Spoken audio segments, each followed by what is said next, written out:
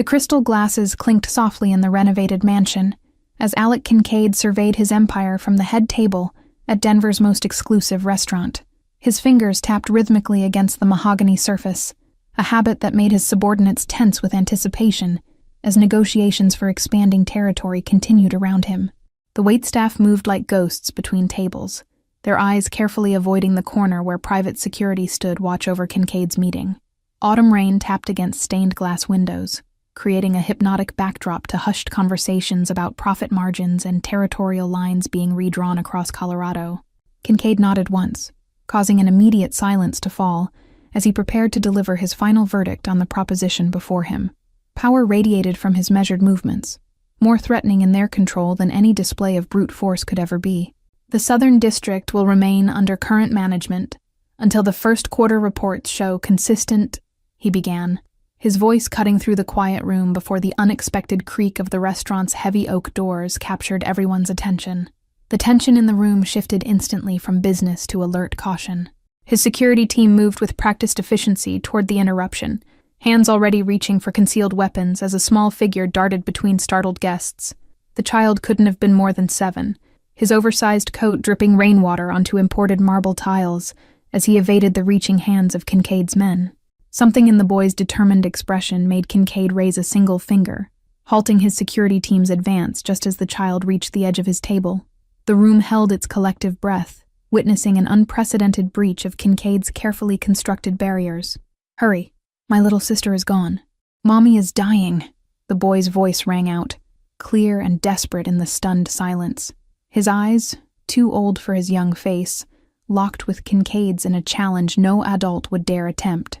Kincaid studied the boy for 3 heartbeats, noting the mud-spattered sneakers and the intelligent fear behind the brave facade. Something unexpected stirred within him, recognition of raw courage that mirrored his own beginnings decades ago on these same Denver streets. "Everyone out," Kincaid commanded, his tone leaving no room for question or hesitation. Chairs scraped against hardwood as business associates and rivals alike quickly gathered their belongings, casting curious glances at the unusual scene unfolding behind them. The maitre d' approached with a nervous smile, clearly intending to remove the child, but froze when Kincaid's cold gaze shifted in his direction. The restaurant emptied with remarkable speed, leaving only Kincaid, his closest lieutenant, and the dripping boy standing in the suddenly cavernous dining room. "Tell me everything," Kincaid said, gesturing to the chair beside him with a casualness that contradicted the intensity of his focus. The boy climbed up without hesitation, his feet dangling above the floor as he leaned forward with urgent purpose. "Men came to our apartment looking for someone who used to live there," the boy explained, his small hands gripping the edge of the table. "They took my sister when Mom tried to stop them, and before she passed out, she told me to find help here." Small fingers reached into a pocket, producing a crumpled business card for the restaurant, with a handwritten phone number on the back. Kincaid recognized the number immediately, a private line few possessed. Raising questions he temporarily set aside as he calculated his next move. "What's your name?" Kincaid asked, already signaling his lieutenant to bring the car around as he mentally rearranged the evening's priorities. The restaurant's exclusive location in Cherry Creek suddenly seemed fortuitous, rather than merely strategic. "Ben," the boy answered simply, already sliding from the chair as if sensing Kincaid's decision before it was verbalized. His small jaw set with determination that would have looked comical on a child in any other circumstance. The sleek black sedan cut through Denver's rain-slick streets, windshield wipers keeping perfect time with the tension building inside the vehicle. Ben sat forward on the leather seat, directing them through neighborhoods that grew progressively more modest with each passing block. Kincaid watched the boy carefully, noting how he scanned each intersection and landmark, with the heightened awareness of someone who had learned early that safety was never guaranteed. The contrast between the child's worn jacket and the car's luxury interior created a dissonance that nagged at Kincaid's usually focused mind. "4th floor, apartment 412, Ben announced as they pulled alongside a nondescript building where emergency lights flashed against brick walls. Medical personnel rushed a stretcher through double doors as Kincaid's driver parked with calculated distance from official vehicles. The hospital corridor's harsh fluorescent lighting made the blood on Ben's sneakers appear almost black as they followed behind the medical team. Nurses exchanged concerned glances at the unusual pair. The impeccably dressed businessman, and the disheveled child walking with matching purposeful strides. They need to know about her allergies, Ben insisted to the attending physician, who looked to Kincaid for confirmation before realizing the boy was the authority on the unconscious woman being transferred to trauma care. The doctor's assessment was delivered in hushed tones that Ben strained to understand. Kincaid placed a steadying hand on the boy's shoulder, surprised at the fragility he felt beneath the thin jacket.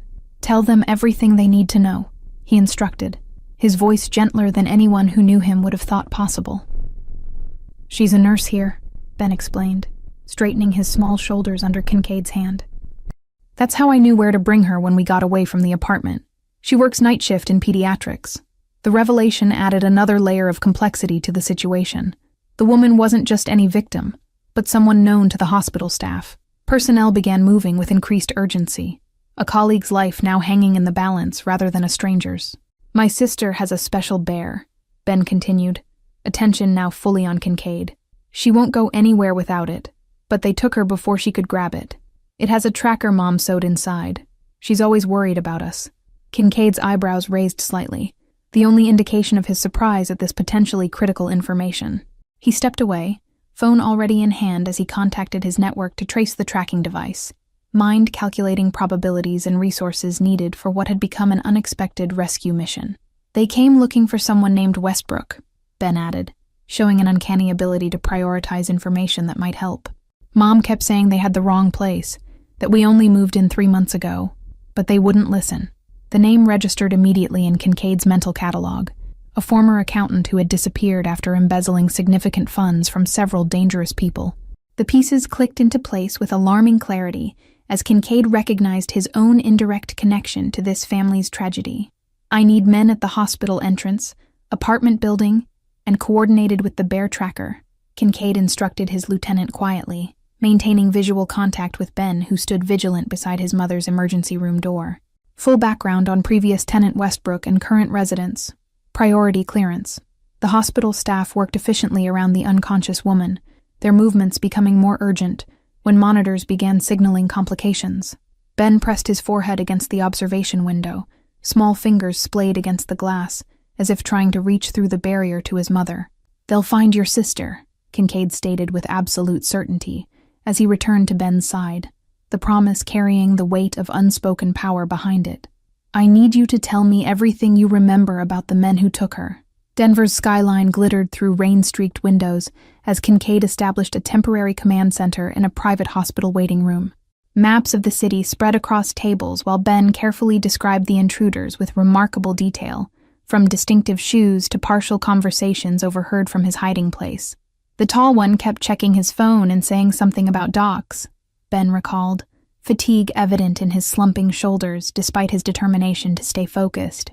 "And the one with the scar called someone named Price for new instructions when they realized Mom wasn't who they wanted." Kincaid's network mobilized with silent efficiency, information flowing through encrypted channels as warehouse districts and shipping operations came under discreet surveillance. The boy's memory proved invaluable, each detail narrowing the search parameters across Denver's sprawling urban landscape. A nurse appeared with update on the mother's condition, stabilized but critical, along with a hesitant question about relation to patient that Kincaid deflected with practiced ease. The bureaucratic obstacles that would normally complicate such situations dissolved under his influence, creating a protective bubble around Ben and his hospitalized mother. "Your sister, what's special about her that would make them keep her safe?" Kincaid asked, instinctively understanding that predicting captors' behavior required knowing what might temper their actions. His experience with hostage situations, though from a different perspective, provided valuable insight into the psychology at play. Ben's eyes brightened slightly despite his exhaustion. "She carries a plastic magnifying glass everywhere. Says she's a detective solving mysteries. She notices everything and asks a million questions. Mom says she's too smart for her own good sometimes." The image of the small girl with her magnifying glass investigating her captors, despite danger, struck Kincaid with unexpected force. Children rarely factored into his world of calculated risks and strategic maneuvers. Yet here he was, deploying resources typically reserved for territory defense to find one small detective with a plastic tool. "She sings when she's scared," Ben added softly, rubbing tired eyes with small fists.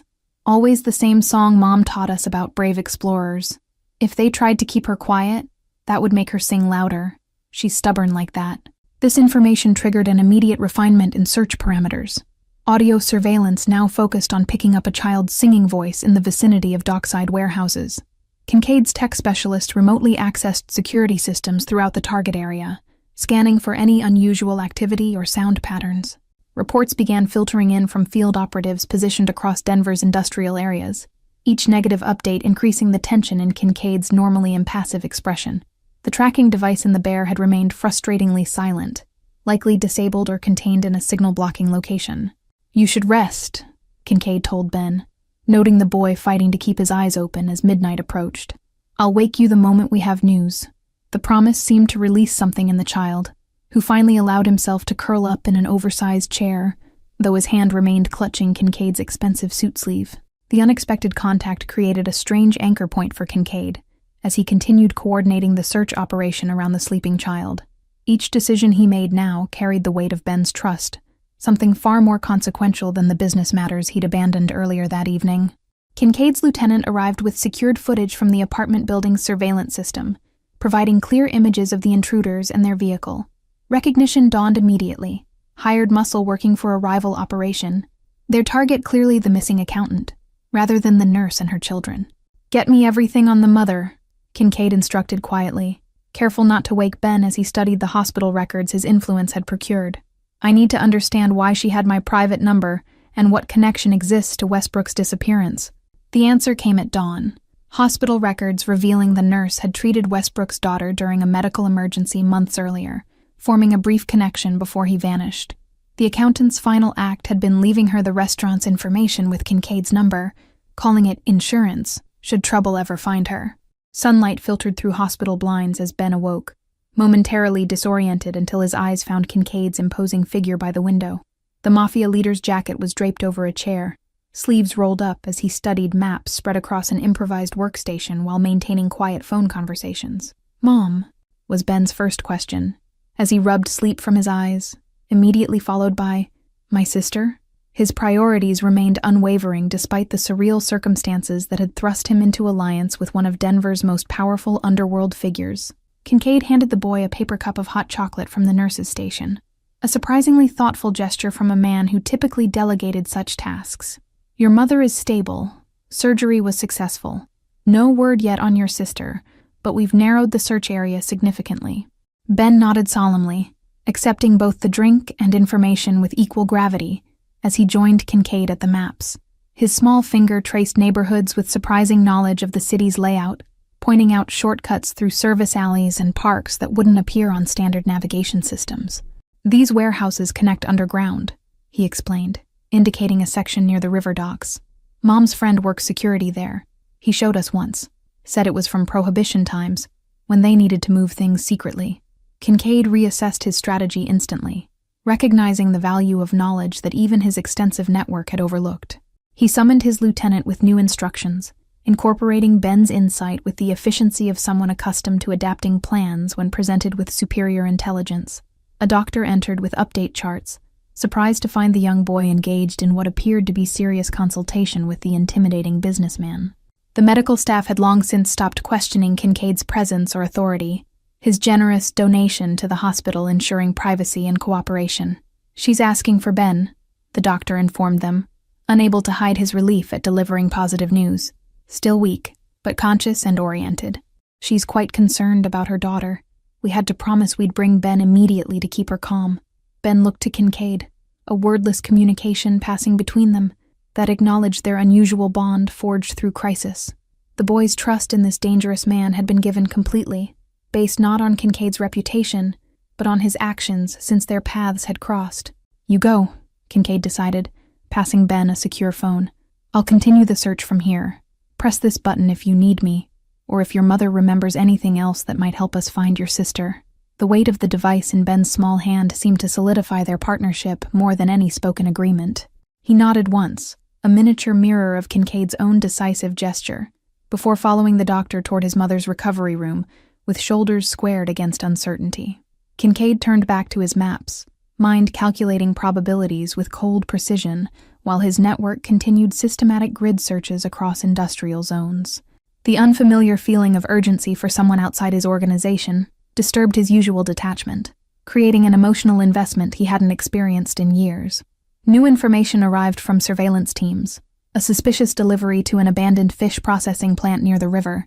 Sealed crates moved under unusually heavy guard for such a seemingly minor operation. Thermal imaging detected multiple heat signatures inside, including one significantly smaller than the others.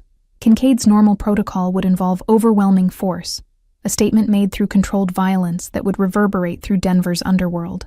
Instead, he found himself constructing a plan centered around minimizing risk to one small hostage, a strategic shift that puzzled his most loyal operatives. Prepare for extraction at the processing plant, he instructed his team through encrypted channels. Surveillance only until I arrive. The target is a 4-year-old girl with a magnifying glass. Any harm to the child will have severe consequences. His phone vibrated with Ben's assigned tone, the screen displaying a simple message. Mom says they kept talking about fish and ice. This final confirmation solidified the target location. The boy's continued partnership proving invaluable even from his mother's hospital bedside. Laura Stevens opened her eyes to find her son's worried face beside her hospital bed, his small hand clutching hers with fierce protectiveness. The pain medication clouded her thoughts, but maternal instinct cut through the fog as she immediately tried to rise, urgently asking about her daughter. Someone's helping us find her, Ben assured with surprising confidence, showing unusual maturity as he gently guided his mother back against the pillows. He's important and has lots of people looking everywhere in the city right now. Laura's medication-dulled mind struggled to process this information, alarm growing as she recalled fragments of the home invasion, masked men demanding information about someone named Westbrook, her desperate attempt to protect her children, the business card she'd instructed Ben to take to the restaurant as a last resort before losing consciousness. "Who is helping you?" she asked, fear evident, as the implications of contacting the number on that card began to surface through her mental haze. The previous tenant's cryptic warning about powerful insurance suddenly carried new meaning as she studied her son's calm demeanor. Before Ben could answer, the hospital room door opened to reveal Kincaid himself, his commanding presence filling the sterile space despite his deliberately casual stance. Laura's nursing experience had exposed her to various power dynamics, but she instantly recognized the barely contained authority radiating from this stranger. "Your son found me," Kincaid stated simply, maintaining a respectful distance from the bed as he assessed her condition with analytical precision. "I've located your daughter, and am preparing to bring her back safely." Laura struggled to sit upright despite her surgical pain, maternal protectiveness overriding medical prudence as she faced this unexpected development. "Who are you, and why would you help us? We have nothing valuable to offer in return." The directness of her question, devoid of the fearful deference Kincaid typically encountered, caught him momentarily off guard. Her fierce protectiveness, despite obvious physical weakness, created an unexpected resonance with his own carefully guarded values of loyalty and protection. "My reasons are irrelevant at the moment," Kincaid replied, his tone softening almost imperceptibly. "What matters is that your daughter is currently being held at an abandoned processing plant by people who mistook your family for someone else." Laura's medical training allowed her to compartmentalize emotion, focusing on practical information that might help her child. "She sings when she's frightened, a specific song about explorers finding treasures, and she never goes anywhere without her magnifying glass. Studies everything like it's evidence." Kincaid nodded, filing away this confirmation of Ben's earlier description as he moved toward the door. "I'll return with your daughter within 3 hours. The hospital security has been enhanced, and my people will ensure both of you remain safe until then." "Wait," Laura called out, momentarily setting aside her suspicion as maternal concern took precedence. "She's allergic to penicillin, and she trusts too easily. She'll talk to anyone who shows interest in her detective work. Please be careful with her." Something in this vulnerable disclosure from a woman who clearly distrusted him struck Kincaid deeply, adding personal weight to what had begun as an abstract exercise in power and territory. The responsibility of this small detective's safety settled on him with unexpected significance. "I give you my word," he responded, the promise carrying weight beyond anything contractual or strategic. For the first time in years, Kincaid made a commitment, based not on advantage or calculation, but on something resembling genuine human connection. As he left the room, Laura turned to her son with questioning eyes, seeking explanation for this bizarre alliance. Ben's response was simple but profound. "He listened when I told him you were dying. No one else would have stopped for a kid like that. Laura processed this information, medical training and maternal instinct combining to assess the complex situation. "Tell me everything," she requested, her voice stronger than before as determination to understand this dangerous new development overcame physical weakness. Kincaid's black sedan cut through Denver's industrial district as afternoon shadows lengthened across abandoned warehouses and rusting equipment. His driver navigated with practiced discretion, while Kincaid reviewed thermal imaging feeds, showing 7 adults and 1 child-sized heat signature inside the targeted fish processing plant. The girls being kept in what appears to be a former office on the 2nd floor, his security chief reported, pointing to building schematics obtained through city records. 2 guards posted outside the door, remaining 5 rotating throughout the building perimeter. Kincaid assessed multiple extraction scenarios, calculating risks with the cold precision that had built his empire, yet each plan circled back to one priority that would have been unthinkable just 24 hours earlier: the absolute safety of a 4-year-old girl with her plastic magnifying glass. The radio crackled with surveillance updates, including an unexpected detail that shifted Kincaid's expression from concentration to genuine surprise. "Sir, we're picking up singing from the 2nd floor." A child's voice, something about treasure maps and brave explorers, exactly as described. This confirmation triggered Kincaid's decisive action, but not with the display of force his lieutenants anticipated. Instead, he instructed his driver to approach the facility's main entrance directly, ordering his security teams to maintain perimeter positions without engaging unless signaled. "The child's presence confirms this is Westbrook's doing," Kincaid explained to his bewildered security chief. "He anticipated potential trouble and deliberately left my contact information with the nurse who treated his daughter, creating a contingency plan that ironically activated when others came looking for him." The accountant's strategy now appeared elegant in its simplicity, knowing Kincaid would recognize the value of recovering what others sought, while betting that a mother's occupation as a pediatric nurse might trigger an uncharacteristic moment of compassion in Denver's most calculating crime lord. Kincaid straightened his tie as the car stopped before the plant's rusted entrance gates, his decision to approach directly, rather than through stealth or force, representing a strategic departure that reflected his evolving perspective since Ben's interruption at the restaurant. "Price," Kincaid acknowledged as a familiar figure emerged from the shadows of the loading dock, recognition flashing across the man's weathered face.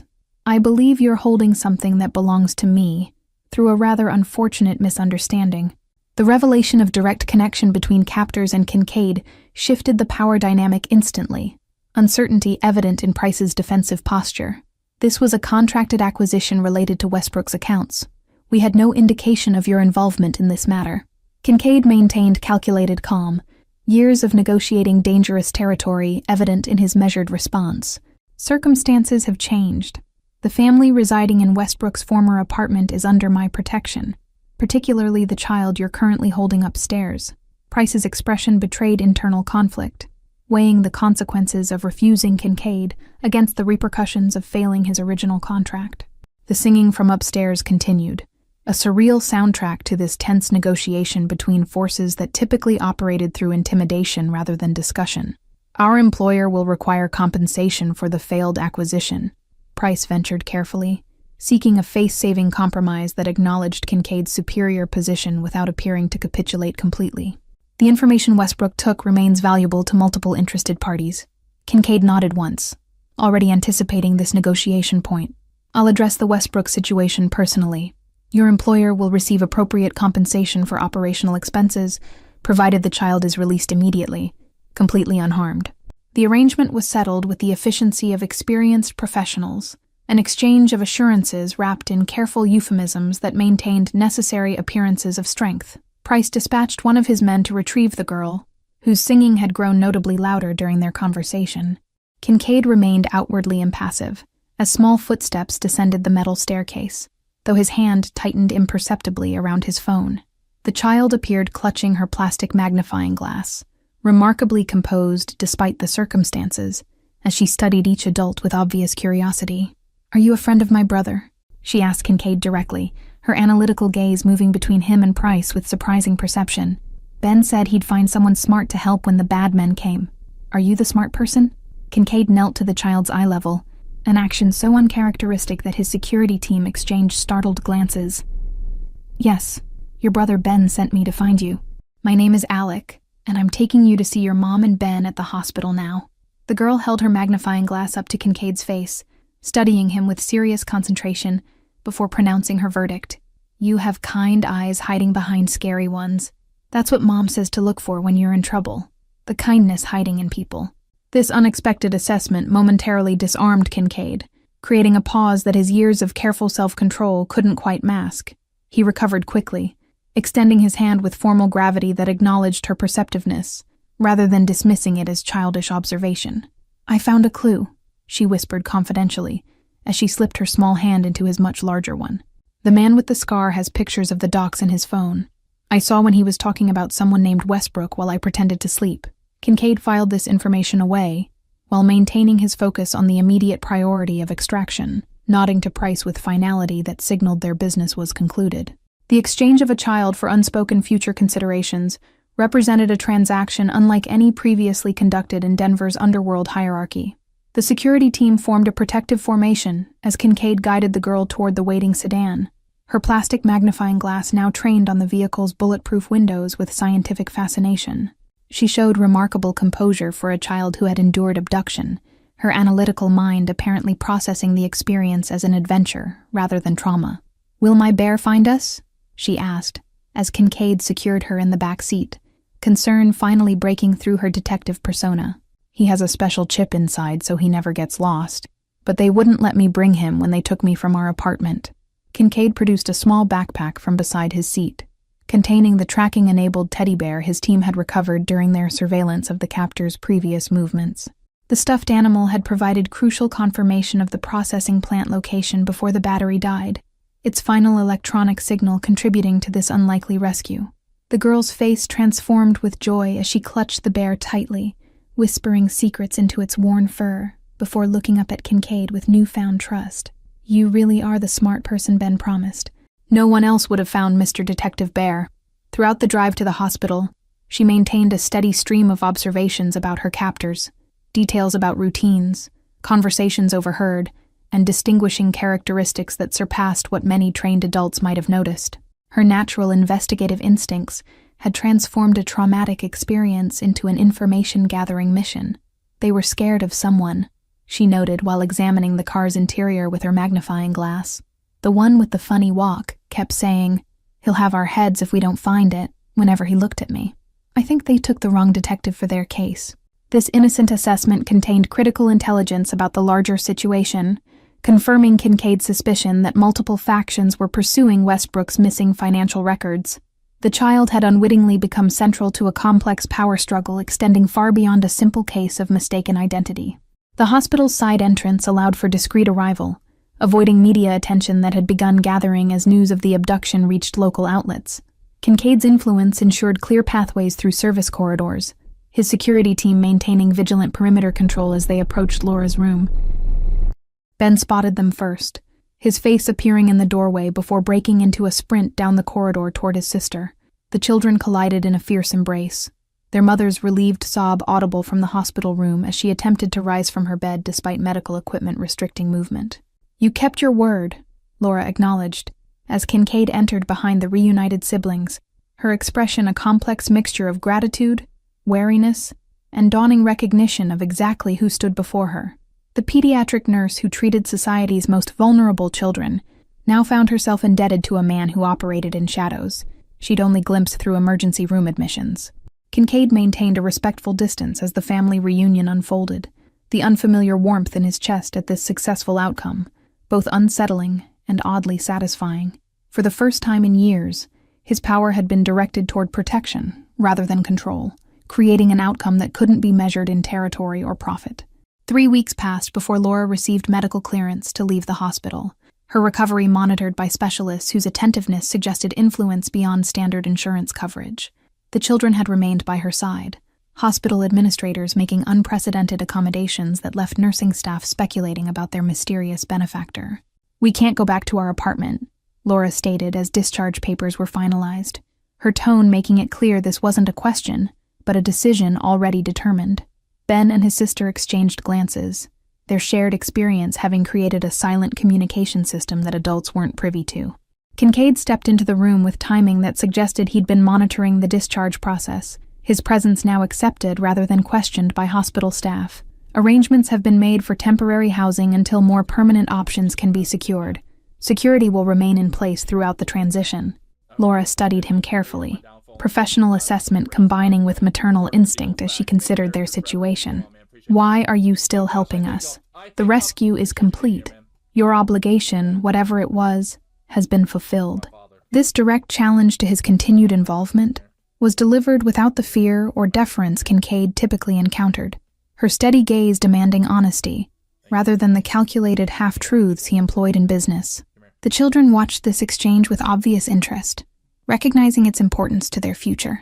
Westbrook's former associates believe your family possesses information that doesn't exist, Kincaid explained, respecting her intelligence enough to offer the unvarnished situation.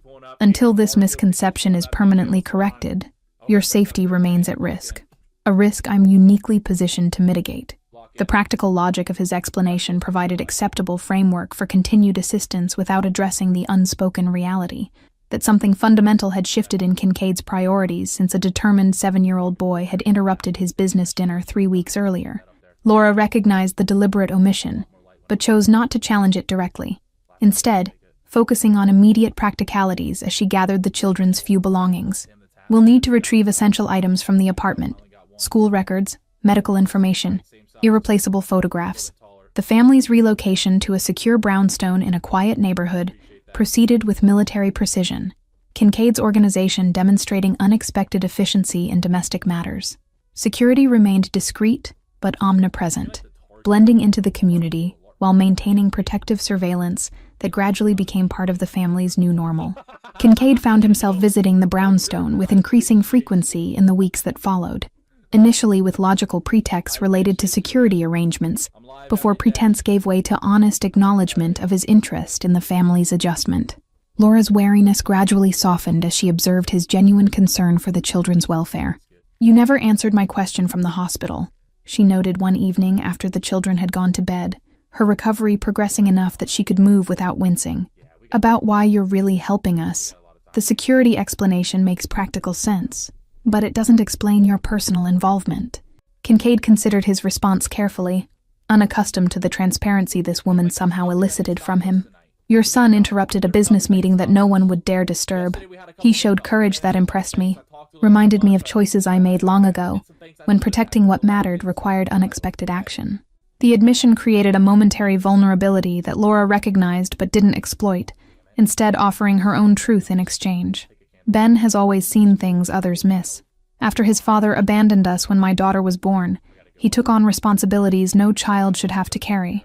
This shared confidence established new parameters for their interaction, mutual respect evident as conversation shifted to practical matters of the children's education and Laura's eventual return to nursing. The comfortable rhythm of their discussion extended long into the evening, neither acknowledging the unusual nature of their developing connection. Weeks turned to months as the family settled into their new home, Laura returning to hospital shifts while Kincaid quietly arranged specialized security protocols around her workplace. His presence became an accepted part of their lives, Sunday dinners evolving into tradition that his business associates learned not to interrupt, except for genuine emergencies. "You've changed," his lieutenant observed, after Kincaid rescheduled an important territory negotiation to attend the girls' school science fair. "This family has become more than a protection obligation. They've become personal priority." The warning came on a Tuesday afternoon, intelligence suggesting renewed interest in Westbrook's missing financial records, with focus shifting back to Laura's family as potential unwitting custodians of information hidden in their former apartment.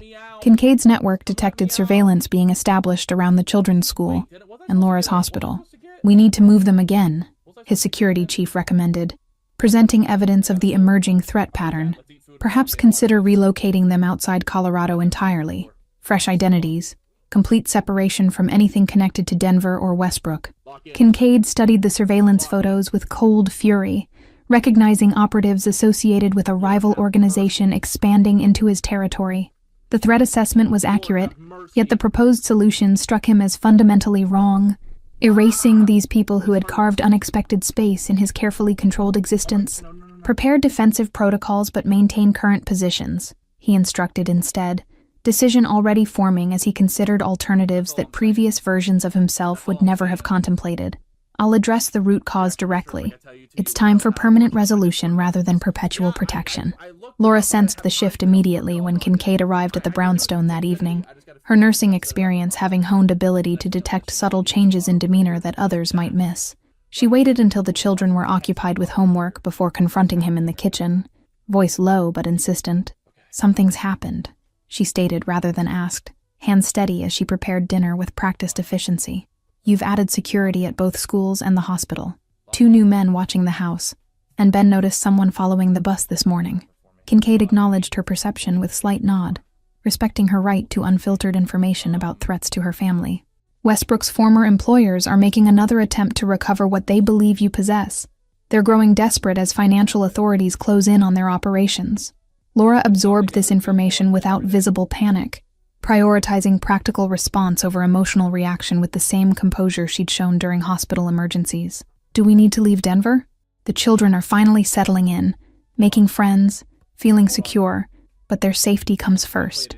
The question crystallized Kincaid's evolving perspective, presenting clear choice between continued defensive measures and addressing the underlying threat permanently. The decision represented potential sacrifice of business interests and territorial advantages he'd spent years securing through calculated maneuvers. "You don't need to leave," he stated with finality that suggested the matter had been thoroughly considered. "I've built my position in Denver through strategic application of information and influence. It's time to redirect those resources toward creating permanent security rather than temporary shelter." Understanding dawned in Laura's expression as she recognized the significant shift his statement represented. "You're talking about fundamental changes to your business operations, potentially sacrificing positions you've worked years to establish. Why would you make that choice for people who were strangers months ago?" Kincaid moved closer, the kitchen's warm domesticity contrasting with the gravity of decisions being discussed. "Your son walked into my restaurant and didn't see a crime lord. He saw someone who could help when it mattered most. That perspective changes things, makes certain priorities clearer than they've been in years." The transformation wasn't sudden, but culmination of subtle shifts occurring since Ben's desperate interruption. Redirection of resources from expansion to protection, reassessment of alliances based on values rather than advantage, strategic withdrawal from operations incompatible with the presence of a pediatric nurse, and 2 observant children in his life. "I won't disappear from your lives once this is resolved," Kincaid stated, the promise both declaration and question, as he gauged her response. "The changes I'm implementing aren't temporary measures, but permanent realignment of priorities, if that's acceptable to you and the children." Laura considered this careful articulation of intent, professional caution, balancing against personal recognition of what remained unspoken between them. "The children would miss your Sunday visits," she acknowledged, indirect acceptance of the deeper implication behind his statement. The next morning, Kincaid convened unprecedented meeting of Denver's territorial leaders, presenting comprehensive intelligence on financial irregularities that threatened stability across multiple operations. His proposal represented radical departure from traditional power dynamics, collaborative defense against external regulatory pressure rather than continued internal competition. "Our mutual adversary isn't each other, but federal authorities using Westbrook's records to dismantle established infrastructure," he explained, leveraging reputation for strategic foresight to sell this unexpected alliance. "Combining resources toward legitimate enterprise diversification provides sustainability that our current model cannot maintain." The transformation unfolded over subsequent months, legitimate businesses expanding while shadowed operations contracted, territorial disputes resolving through negotiation rather than force, strategic information sharing, creating collective security previously unimaginable in Denver's competitive underworld landscape. Laura observed the evolution with cautious optimism, her professional ethics gradually reconciling with her growing personal connection to a man whose choices now consistently prioritized protection over power. The children accepted these developments with simple practicality, Ben particularly approving of Kincaid's strategic redirection toward legitimate security consulting. "You're still the scariest person at school conferences," Ben noted with characteristic directness as they reviewed his science project one evening. "But now it's because you ask the best questions, not because teachers think you might have someone disappeared if they give me a bad grade." Kincaid's rare laugh filled the brownstone's comfortable living room, the sound representing freedom rarely experienced in his previous existence. The transformation remained incomplete, shadows of former operations requiring ongoing management, but the trajectory had been irreversibly altered by 3 desperate sentences from a determined child. "You found more than help that night at the restaurant," Laura observed as they stood watching the children playing in the backyard, spring sunlight illuminating the secure home that had developed from crisis. "You found your way back to the person you might have been before the world convinced you that power was the only protection worth having. Thank you for following this story to its conclusion. If you enjoyed this tale of transformation and redemption, please write in the comments where you're watching from around the world. Don't forget to like, subscribe, and share this video with someone who appreciates stories about unexpected connections that change lives. Your support helps me continue bringing these narratives to life each week.